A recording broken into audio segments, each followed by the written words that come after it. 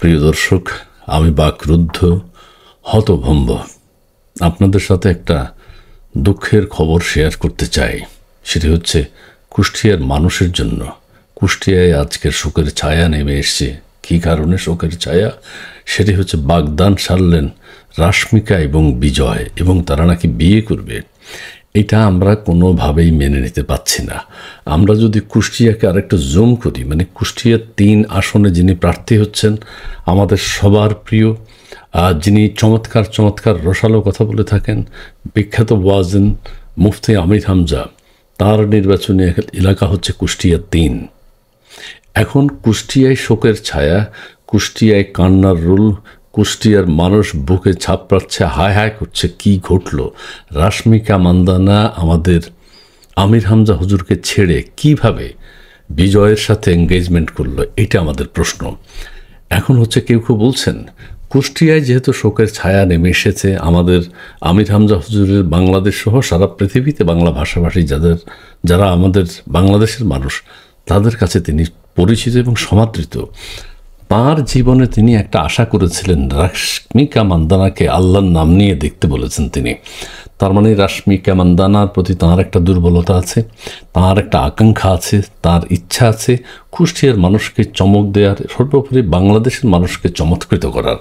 কিন্তু সেই আশায় গুড়ে বালি হয়ে দেখা দিচ্ছে রাশমিকা এবং বিজয়ের এই এঙ্গেজমেন্ট, এটা কোনোভাবেই বাংলাদেশের মানুষ, কুষ্টিয়ার মানুষ, কুষ্টিয়ার 3 নির্বাচনী এলাকার মানুষ কোনোভাবেই মেনে নিতে পারবে না।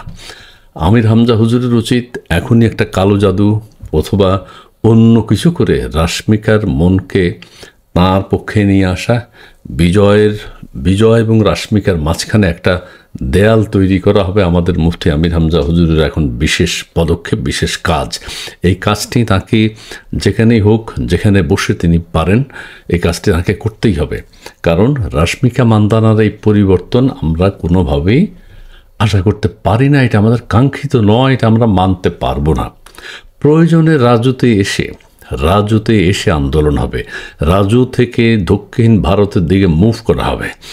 যে কোনো সময় বাংলাদেশের মানুষ রাজুতে জমা হতে পারে অথবা শাহবাগে, এবং সেখানে আমরা আমাদের আমির হামজা হুজুরকে এনে তিনি বক্তব্য রাখবেন কিভাবে এই দুর্ঘটনা ঘটল। ভারতের দক্ষিণাঞ্চলের তিনি একজন অভিনেত্রী, তাকে বাংলাদেশের একজন মুফতি এতভাবে আন্তরিকভাবে পছন্দ করেন, এইটা রাশমিকা মান্দানা কিভাবে অবহেলা করবেন, কিভাবে ভুলে গেলেন, আমি বুঝে উঠতে পারছি না। আচ্ছা, পত্রপত্রিকায় কী লিখেছে? আবার পত্রিকায় লিখেছে আমির হামজা হুজুরের এই নির্বাচনের আগে এই ধরনের একটা ঘটনা ঘটা মানে কি, তার ভোট ব্যাংক এটা ভারতের ষড়যন্ত্র, তার ভোট ব্যাংক নষ্ট করবে। তার প্রতি মানুষের যে আস্থা ছিল, তার প্রতি মানুষের যে বিশ্বাস ছিল, রাশমিকা মান্দানাকে আমরা বাংলাদেশে আনছি, কুষ্টিয়ায় আসবে, কুষ্টিয়ার 3 নির্বাচনী এলাকায় আসবে, উপরন্তু বাংলাদেশের মানুষ জয়কার করবে না, বাংলাদেশের মানুষ আনন্দে উদ্বেলিত হবে।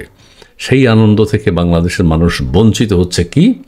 বাগদান সানলেন রাশমিকা বিজয় বিয়ে করবে, আবার নাকি বিয়ে করবে।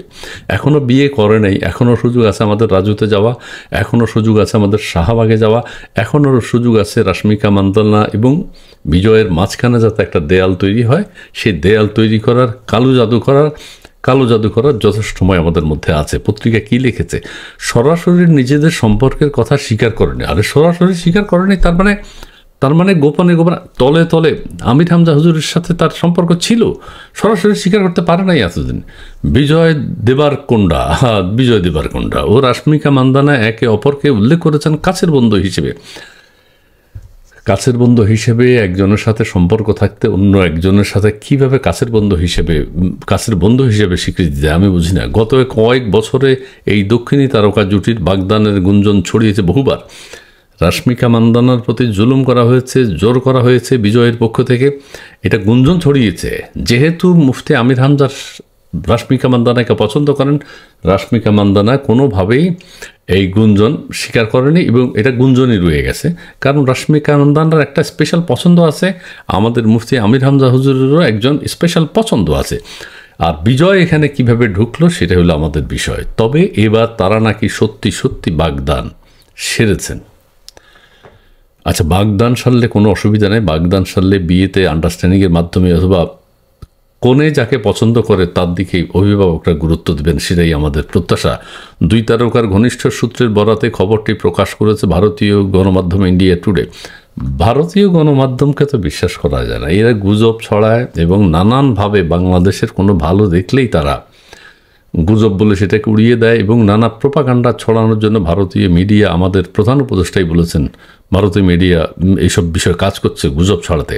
প্রতিবেদনে বলা হয়েছে, পরিবারের সদস্য ও ঘনিষ্ঠ বন্ধুদের উপস্থিতিতে একান্ত ব্যক্তিগত পরিসরে বাগদানের এই অনুষ্ঠান সম্পন্ন হয়েছে।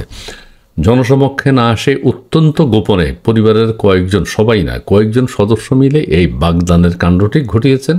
কনের মতামত নেওয়া হয়নি। 2026 সালের ফেব্রুয়ারিতে তারা নাকি বিয়ে করবে। আমাদের নির্বাচন হবে ফেব্রুয়ারির প্রথমার্ধে। ফেব্রুয়ারির আগে তারা বিয়ে করতে এখনও দেরি আছে, মানে ফেব্রুয়ারির 26 সালের ফেব্রুয়ারিতে তারা বিয়ে করবে, নিশ্চয়ই ফেব্রুয়ারির শেষের দিকে হবে। নির্বাচনের আগে এই সমস্যার যদি সমাধান না হয়, বিজয়কে কিভাবে ফিরিয়ে দেওয়া যায়, কিভাবে বাংলাদেশের কন্যা, বাংলাদেশের বউ বাংলাদেশে নিয়ে আসা যায়, 2026-এর ফেব্রুয়ারির মধ্যেই সেই ব্যবস্থা আমাদের করতে হবে। নির্বাচন আমাদের ফেব্রুয়ারির প্রথমার্ধে হবে, কাজে জানুয়ারির মধ্যে কাজটা সারতে হবে। তবে রাশ্মিকা ও বিজয় এখনই তাদের বাগদান বিয়ের ঘোষণা দিতে চাননি, এখনই বাগদান বা বিয়ের ঘোষণা দিতে চান। এখানে একটা সমস্যা আছে। এখানে কনের মতামত পরিবর্তন করবে কিনা, বাংলাদেশকে ছেড়ে সে দক্ষিণ ভারতেই থাকবে কিনা, সে বিষয়টির জন্য বিষয়টি একটু দেরি করছে। সূত্র বলছে তারা ব্যক্তিগত সময়টিকে আলোচনার বাইরে রাখতে চান। ঠিক আছে, স্কোপ আছে, তাই কোনো আনুষ্ঠানিক ঘোষণা দেননি। কীভাবে দেবে? দেওয়ার তো কোনো প্রশ্নই আসে, দেওয়ার তো কোনো সুযোগ নাই। কারণ কনে তো আরেকজনকে পছন্দ করে, মানে কনে না, মানে মেয়ে আরেকজনকে পছন্দ করে। হ্যাঁ, এরই মধ্যে রাশ্মিকার সাম্প্রতিক একটি সামাজিক যোগাযোগ মাধ্যমের পোস্ট ও আরও জল্পনা কল্পনা বাড়িয়ে দিয়েছে। ঠিক আছে, কি পোস্ট? জল্পনা কল্পনা তো বাড়াবেই, আহা, কারণ তার ত্রিভুজ প্রেম, 2 মালি 1 ফুল। ঠিক আছে, তিনি সেখানে শাড়ি পরে তোলা কয়েকটি ছবি পোস্ট করেছিলেন। এই যে শাড়ি, টাঙ্গাইলের শাড়ি, টাঙ্গাইলের এটা কুষ্টিয়ার শাড়ি, কুষ্টিয়ার স্পেশাল শাড়ি, যেগুলো আমাদের দেশ থেকে গেছে। আমাদের দেশ থেকে যাওয়া শাড়ি পরে তিনি ফেসবুক পোস্ট দিয়েছেন এবং সেটা দ্রুত ভাইরাল হয়ে গেছে। যা দ্রুত ভাইরাল হয়ে যায় এবং অনেক ভক্তরাই ধারণা করছেন ছবিগুলো তার বাগদানের অনুষ্ঠান, বাগদানের পোশাকেই তোলা। কোনো দিনও হতে পারে না। বাগদানের পোশাক বাংলাদেশের থেকে যাবে, বাংলাদেশের থেকে পাঠানো পোশাক তিনি পরবেন বিজয়ের সাথে, বিজয়ের সামনে বাগদান অনুষ্ঠানে, প্রশ্নই আসে না। এটা সাংবাদিকদের কারসাজি, তারা এটা লিখেছে, কারণ বাংলাদেশকে তারাও পছন্দ করে না।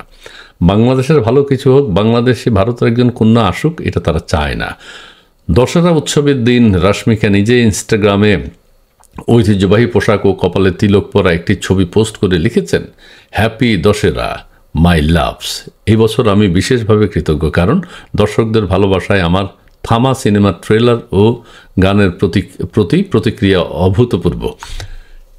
ঠিক আছে, তার ছবি এবং তিনি যদি ছবি করেনও সবসময়, আমাদের বাংলাদেশের যে জামাই, স্বামী, বর যিনি হবেন, তিনি এটা কোনোভাবেই নিষিদ্ধ করবেন না। কারণ আল্লাহর অপূর্ব সৃষ্টি রাশ্মিকা মান্দানা, এবং আমাদেরকে তিনি বলেছেন আল্লাহর নিয়ামত হিসাবে, মানে এই অপূর্ব সৃষ্টির দিকে আল্লাহর নাম নিয়ে তাকাতে। সেই ক্ষেত্রে এই অপূর্ব সৃষ্টি যদি চলচ্চিত্র করেন, থামা করছেন, আমরা থামা বাংলাদেশে যাতে রিলিজ করা হয়, সেই জন্য তথ্য মন্ত্রণালয়ের প্রতি আন্তরিক দাবি জানাচ্ছি, এবং আন্তরিক না, চরম দাবি জানাচ্ছি যে যেভাবে হোক থামা ছবিটা বাংলাদেশে যেন রিলিজ করা হয়। তথ্য উপদেষ্টা যিনি আছেন মাহফুজ আলম, তিনি অবশ্যই বিষয়টি বিবেচনা করবেন। এবং আমাদের যে পছন্দ, অর্থাৎ আমাদের কুষ্টিয়ার মানুষের যে পছন্দ, আমাদের কুষ্টিয়ার 3 আসনের যে পছন্দ, যার পছন্দ রাশ্মিকা মান্দানা, তাকে আমরা বাংলাদেশে চাই। এটা দ্বিতীয়টি ভাবার কোনো কারণ নাই। বিজয় ঢুকেছে এখানে, সে যে বিজয়ী হবে তা তো না। আমাদের কালো জাদু আছে, আমাদের জাদুটোনা আছে, আমাদের তাবিজ আছে। আমরা কন্যাকে কিভাবে আয়ত্তে আনতে হয় সেটি আমাদের জানা আছে।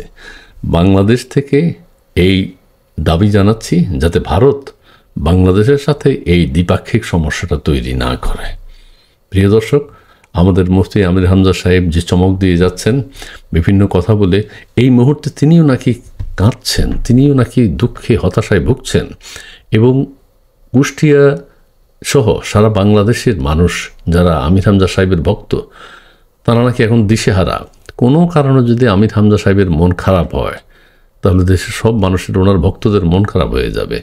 কাজেই এটা হতে দেয়া যাবে না। Loud and clear.